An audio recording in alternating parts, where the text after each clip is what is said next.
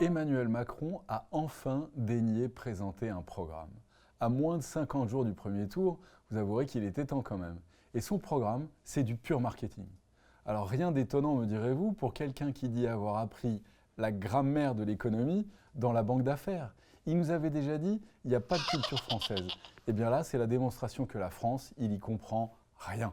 Et peut-être même pire, par certains aspects, son programme, c'est la négation de la France.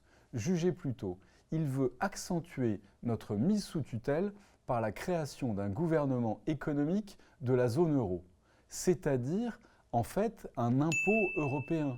C'est pas comme si les Français qui en ont déjà plein les bottes avaient besoin d'un impôt supplémentaire.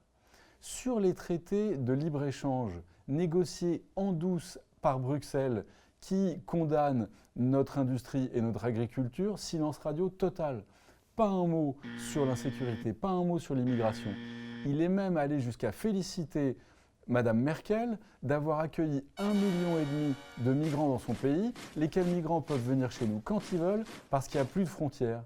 Mais pour Macron, c'est pas grave, les migrants, c'est une opportunité économique.